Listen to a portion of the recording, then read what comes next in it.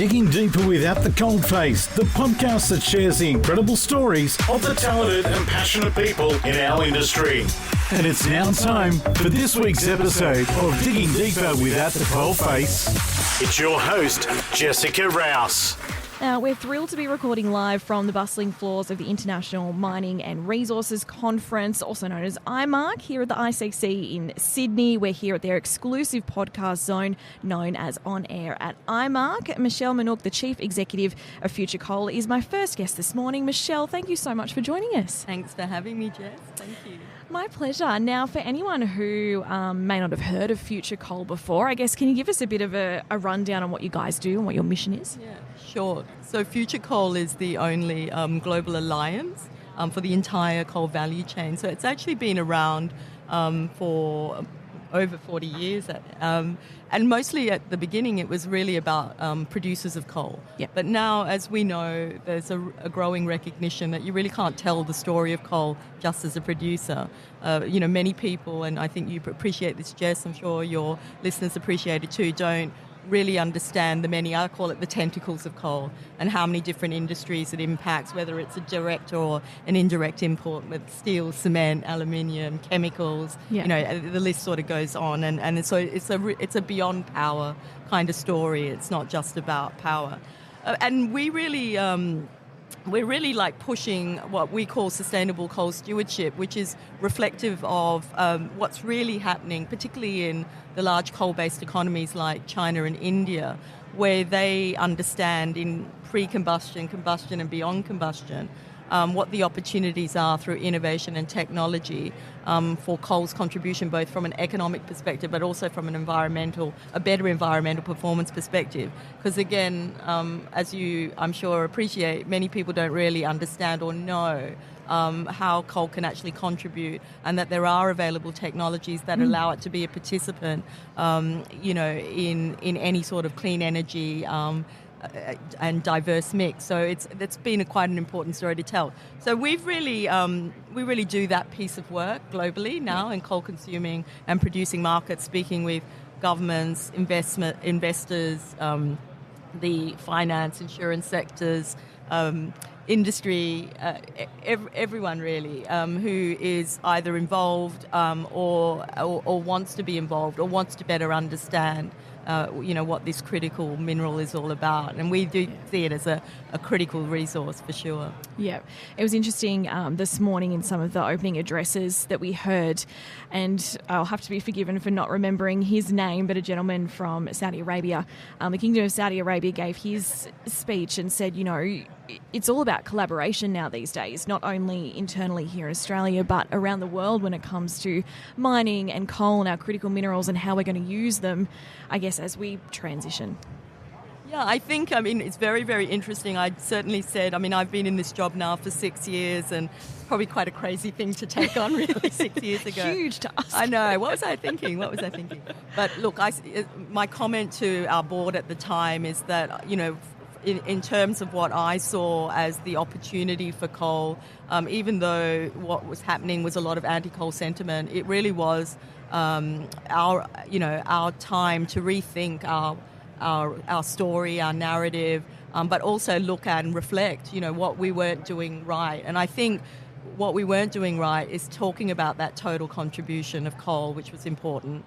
We weren't really reflective of that very collaboration, in that the story of coal is very much about developing and emerging markets. That's not to say it's not important to markets like Australia and, more developed markets, but it's to say that there are still enormous people who are deserving of a modern life and to be lifted out of energy poverty. And in most of those cases, coal is really the centerpiece of doing that. So, yeah, I certainly...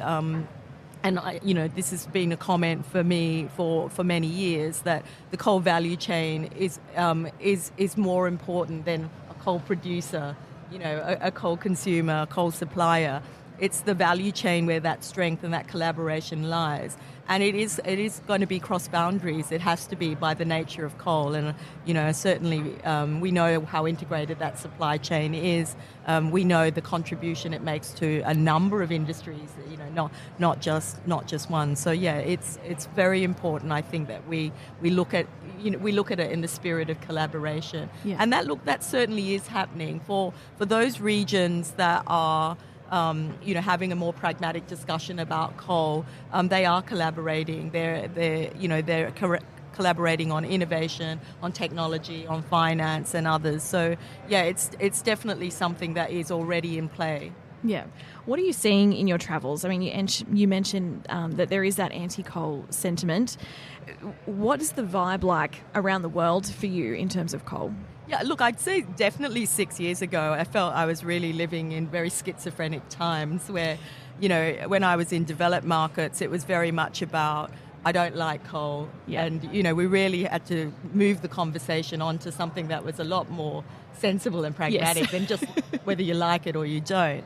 And I think what we really discovered in developed markets is that the ideology really dominated the discussion, and how little they understood about how coal had really transformed, both in terms of the kind of coal operation and what the coal enterprise would look like in the future, where it wouldn't just be necessarily a producer. They may be involved in the value chain, but also how the anti-coal sentiment, particularly around, which has obviously all been around coal power, is really based on old technologies that the young Asian fleets and new coal power is really not adopting today. And so I think things like that were quite important, and even just the lack of knowledge that up to 99% of coal pollutants, including CO2, could be abated today with the available technologies. And China's really leading that, able to capture 1.5 million tonnes now of CO2 on a coal-based operation, and doing that for a number of things using CCS. So, so this is happening, and it's happening at a scale at which it is commercial, and it is something that, the rest of coal-based operations can look at. So as we know, everything that gets scaled becomes more affordable. So that's quite important.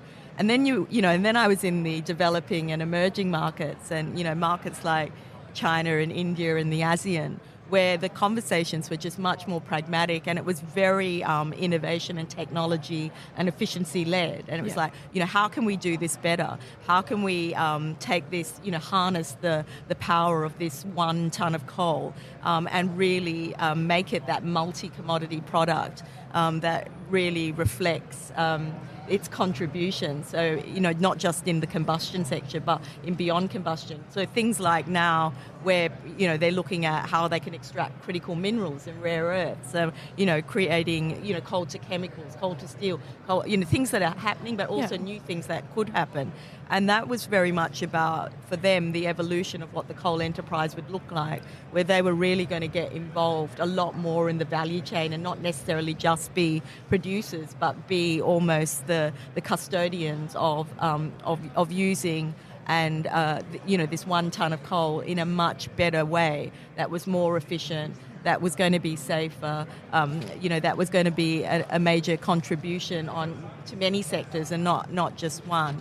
So I think certainly in the emerging and developing markets, they're still on that, they're still on that trend. And now I guess what I'm seeing now in the developed markets is a realization, an energy reality, which we always knew would happen. There was never going to be, and we've known this through the International Panel on Climate Change, there was no 100% credible renewables-only solution. So it's taken a little while for this to come, and people are now asking better questions, like, where is this cheap power that you told me? And of course, it's not easy to answer a lot of these questions, but I do think in general the energy realism is important, and we've just seen out of the US a reinvestment and a refocus on international competitiveness, but an investment in coal power of around $650 million to upgrade to some of these new and better abatement type technologies that the emerging and developing markets, particularly China, Southeast Asia and others, even Japan is running a really efficient coal power fleet that they're already using. So I think that's a really good trend to start, but just a much better conversation to have. And hopefully Australia, where we know coal power is still so incredibly important, hopefully there'll be a transition that's about transitioning to something that's really about creating that baseload, secure system of energy, but also looking at what else can we do with coal? What other industries could we potentially create, which is, beyond combustion? Do you think we're almost too scared to have those conversations in Australia? I mean, there's a lot of talk about renewables, whether it's solar, wind power, etc., but Healy Power Stations was a conversation that started years ago and then sort of dropped off and disappeared. Do we need to be having more of those conversations, as you mentioned, about how to use coal better? I think it's a really good question. I've always said, to be in this business, you've got to be courageous. But to actually speak up, you've got to be, even more than, you need something more than courage, particularly in this environment. But look, I think, as I always say to everybody, just stay with the facts. Certainly in terms of future coal, many of our members are in renewables. It's not a question of, picking winners and losers. This is about working out, particularly in the power space, what is the diverse energy mix that actually creates an opportunity that's about affordable power? And for Australia, with an abundance of coal, how do we actually continue to support our coal industry in a way that supports our global community and our own economic development, others? And these are front of mind conversations. So for me, I think, it's probably less about being brave and courageous now and just being pragmatic and really going back to what's important for our community. And we don't have to choose, one over the other. It can coexist, particularly in coal, in terms of supporting both economic and environmental objectives. And in many ways, the role modelling of that is happening in other parts of the world. Parts of the world that we're actually supplying our coal to. So there's an opportunity to really harness that potential and even create different and new industries out of coal for Australia. So that certainly will be a lot of the discussion that I'd like to have, with not just our own industry in terms of thinking about what does the coal enterprise of the future look like and what are the new opportunities we can create for our communities that really keep coal, sustainable, which is a bigger story than just environment, And I think it's important, like we see in the emerging and developing nations, we adopt a larger story and a larger ambition on sustainability. Yeah. What is the future of coal? What does the outlook look like for us in Australia compared to the rest of the world? Well, look, I certainly think it's good because I think I see what's happening. We've still got at least in global reserves 120 years, and I think what's important is to look at what is the participation of this critical resource in different places. We're looking at new innovation around coal and coal waste, producing high value carbon products, critical minerals, things that are really going to impact in industries that we know are important today, including things like renewables. But the building industries, there's just so many opportunities, I guess, for us to look at a beyond combustion type story. A lot of, again, as I said before, a lot of the focus is on coal power, but actually we have to look at coal as a value chain of opportunities and really impacting a number of industries, whether that be steel, cement, aluminium, chemicals, critical, whatever it might be. This is not just a one pony kind of show here, and I think opening our minds and our opportunity is really going to create something that's of much more value to our community, both in sustaining our modern life, but also sustaining our own community and our own contribution to not just our own economy, but to other economies that has also a really positive environmental impact. So, yeah, I certainly believe it's positive, and we see.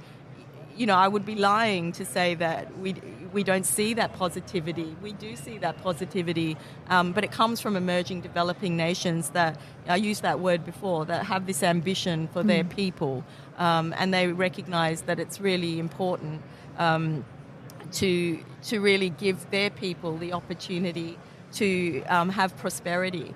But they don't see that as making a compromise on environment. And I think it's been a really unfair point of view that's been perpetuated, that anyone who's using coal, in fact, some of the best conversations that I have around the use of new technology and innovation comes out from emerging developing markets. What's really important is that global, policies, development banks and the finance investment sector don't have exclusionary policies that don't allow any country, any enterprise, any operation to be the best it can be, both from an efficiency and an environmental perspective. So let's have more pragmatic conversations. Yeah. And then I think, we certainly know that demand has grown and will grow, around 6% up to around 2030. So we know that there's still demand out there, and coal is just going to be part of a larger pie, and we think that's right, Yeah. But as I said before, this is not just a power story. There's a lot of other opportunity for it, and we have to remember that. Exactly. In the 6 years that you've been in the role, question without notice, what has been one of the most innovative things that you've seen happening in a developing nation or, in a larger country in terms of the industry? Yeah, I think really I've been really watching China. It's probably two things. When watching China, there's been a lot of criticism around CCS and CCUS for coal power, but we've been watching China really do that well. And in fact, they've got quite a lot of, they've demonstrated that CCS can be applied to coal power and capture up to 1.5 million tonnes at a really good commercial rate. So I think that's really important that we can see that opportunity, and anything at scale is going to be cheaper and better. And I think, let's have those better conversations about catching up to 99% of coal pollutants. We know we can do it. China's showing we can do it. So there is opportunity for that. But I think the other, I know you said one, it's hard because there's so much innovation going on, is really looking at how people are also looking at like a liability like coal waste, or looking at coal in conversion to high value carbon products or critical minerals or rare earth elements, all which is important for the future industries, and looking at that research coming out of the US, China again, and how coal, and particularly the two largest coal-based economies in India and China, and now even the US, how they're actually looking at coal as a bigger story, and this is to come. And for Australia, in many ways, we're still in this conversation about liking coal or not liking coal.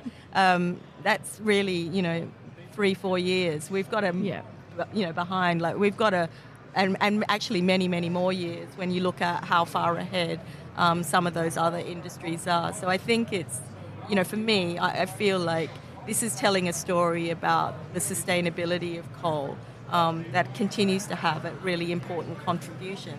Lest we forget the contribution it's had to date. So.